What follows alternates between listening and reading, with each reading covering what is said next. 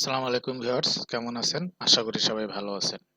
আমি আজকে MS word অ্যাপ্লিকেশনের চতুর্থ ক্লাস নিয়ে আলোচনা করব। ইতিপূর্বে আমি আরো 3টা ক্লাস নিয়ে আলোচনা করেছি। আমার ইউটিউব চ্যানেলে আছে, ইচ্ছা করলে আপনারা দেখে আসতে পারেন।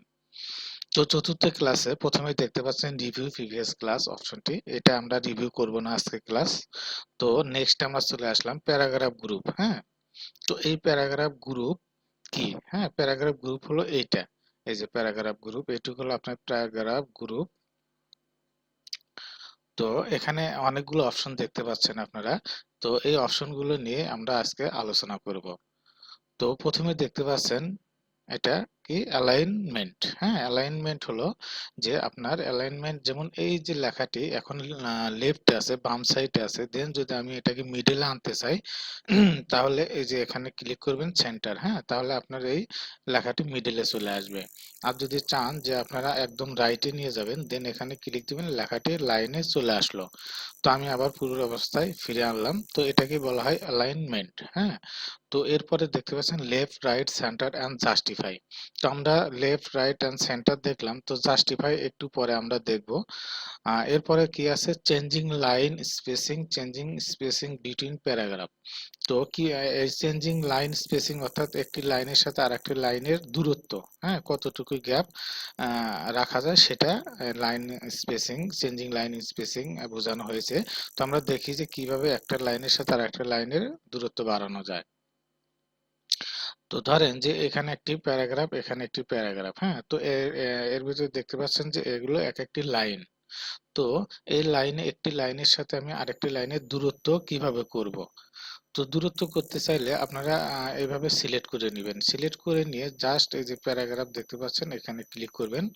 ক্লিক করার পর এই যে এখানে দেখতে পাচ্ছেন লাইন স্পেসিং। হ্যাঁ, আর এখান দিয়ে কোনো কাজ করতে হবে না, দেন সরাসরি চলে আসবেন লাইন স্পেসিং অপশনে এসে, দেন যদি আপনারা এখানে আছে 1.15, তো আমি যদি এটাকে বাড়িয়ে দেই 3 করে দিলাম, দেন যদি ওকে দিই, দেখেন আমাদের লাইন স্পেসিং বেড়ে গেছে।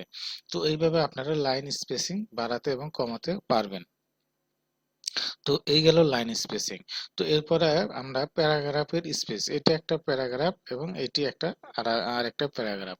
তো এই প্যারাগ্রাফের মাঝে আমরা কিভাবে স্পেস বাড়াবো সেটি আমরা দেখব। তো এই যে যেমন এই যে কার্সরটি এখানে রাখা আছে। হ্যাঁ, এই যে কার্সর হাইড এবং শো হচ্ছে, এটি হলো কার্সর।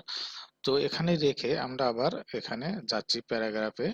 যাওয়ার পরে দেন এখানে দেখতে পাচ্ছেন স্পেসিং। হ্যাঁ, এটা হলো প্যারাগ্রাফের স্পেসিং সেকশনের ভিতরে। তো এখানে যদি এই যে আফটার দেখতে পাচ্ছেন, তো যেহেতু আমরা কার্সরটি এখানে রেখেছিলাম, দেন আমাদের এখানে আফটারে কাজ করতে হবে। তো এখানে 10 পিটি আছে, তো আমরা এখানে যদি বাড়িয়ে দেই 24 করে দিলাম, দেন ওকে দিলাম, দেখেন এখানে প্যারাগ্রাফের মাঝে গ্যাপ হয়ে গেছে। তো আপনারা এইভাবে প্যারাগ্রাফের গ্যাপ করে নিতে পারবেন। তো এরপরে দেখি আমাদের কোর্সে কি আছে। তারপর দেখতে, তো এরপরে কি আছে, using left and right indent. তো আমরা দেখি যে ইন্ডেন্টটা কি।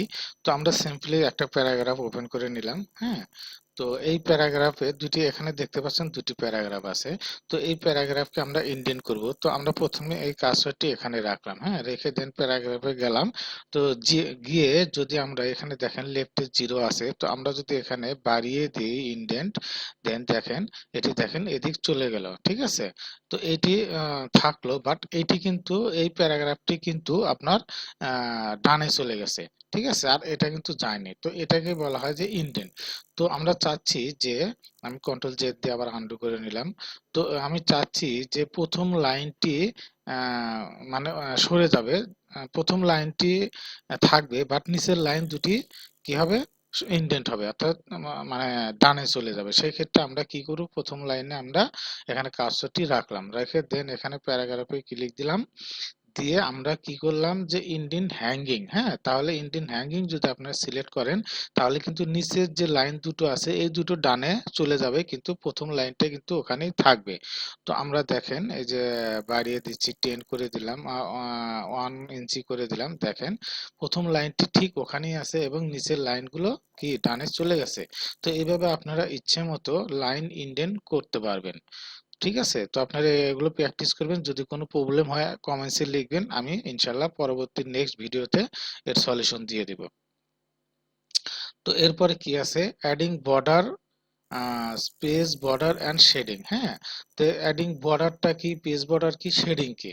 বর্ডারটা হলো, যেমন আমি এখানে যাচ্ছি, পেজ বর্ডার এবং শেডিং দেওয়া যায়। তো আমরা একটি ডকুমেন্ট ওপেন করলাম, ওপেন করে যদি আমরা এটার যেমন বিভিন্ন ধরনের আপনি বর্ডার, শেডিং, পেজ বর্ডার দিতে পারবেন। যেমন এই যে একটা প্যারাগ্রাফ, এই প্যারাগ্রাফেরও কিন্তু আপনি বর্ডার দিতে পারবেন। তো এই যদি এই প্যারাগ্রাফের বর্ডার যদি আপনারা দিতে চান, দেন আপনারা সিলেক্ট করে নিলেন, নিয়ে এই যে পেজ বর্ডারে ক্লিক করলেন। শুধু এই যে বর্ডার যদি আপনার এখানে সিলেক্ট করবেন, ক্লিক করবেন, করার পরে আপনার বিভিন্ন স্টাইল এখান থেকে নিতে পারবেন বর্ডারের, নিয়ে দেন আপনারা এখান থেকে কালারও সিলেকশন করে নিতে পারবেন।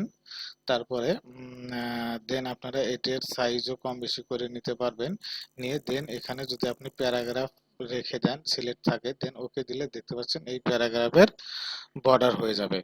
তো এরপর আমরা দেখবো যে কিভাবে ফুল পেজের বর্ডার দেয়। সেক্ষেত্রে আপনারা নর্মালি এখানে ক্লিক করবেন, এই যে পেজ বর্ডার।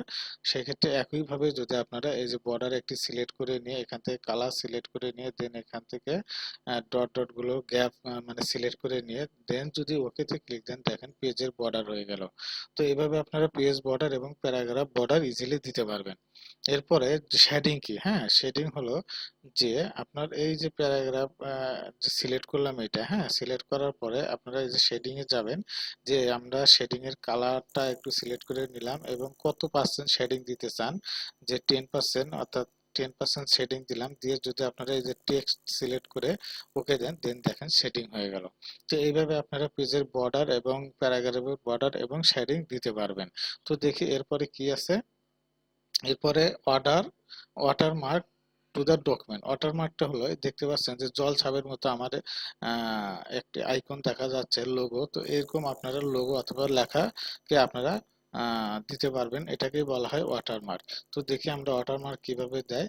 তো ওয়াটারমার্ক দিতে হলে আপনারা এই পেজটি ওপেন করে নিলাম, নেওয়ার পরে দেখতে পাচ্ছেন এখানে ওয়াটারমার্কের একটি বাটন, এখানে আপনারা ক্লিক করে দিবেন। ক্লিক করার পরে এখানে দেখবেন যে কাস্টম ওয়াটারমার্ক, এখানে আপনারা ক্লিক করবেন।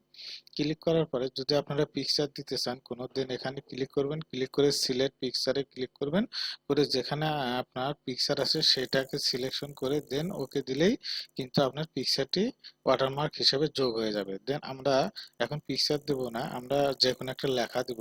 তো লেখা দিতে গেলে আপনারা টেক্সট ওয়াটারমার্কে ক্লিক করবেন, করে এখানে আপনারা যা টাইপ করবেন, যেমন আমার নাম টাইপ করে দিলাম সানোয়ার। তো যা আপনারা এখানে টাইপ করে দিবেন সেটাই কিন্তু ওয়াটারমার্ক হিসেবে হয়ে যাবে। তো এরপরে যে ফন্টের আপনারা ফন্ট সিলেক্ট করে দিতে পারবেন যে কোন ফন্টে ওয়াটারমার্কটা দিতে চাচ্ছেন। দেন এখান থেকে আপনারা সাইজও সিলেকশন করে দিতে পারবেন, এখান থেকে কালারও দিয়ে দিতে পারবেন।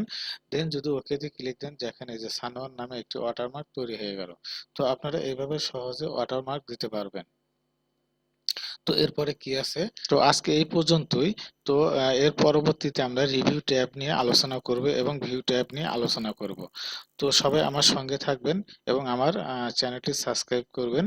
হ্যাঁ, সবাইকে ধন্যবাদ। আল্লাহ হাফেজ।